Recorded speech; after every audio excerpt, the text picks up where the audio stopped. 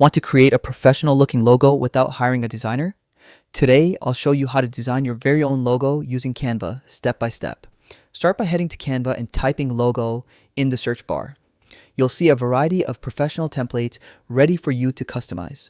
If you prefer full control, you can start with a blank canvas and build your logo from scratch. Once you've picked a template, it's time to make it yours. Click on the text to edit your brand name or tagline and experiment with different fonts to match your style. Don't forget about colors. Choose a palette that represents your brand identity. Next, play around with shapes, icons, and graphics. Canva makes it easy to resize, rotate, and reposition elements until everything looks balanced.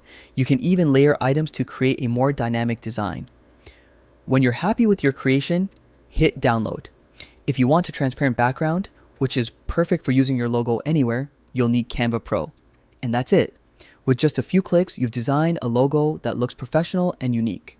Take a moment to admire your creation. You've just leveled up your branding game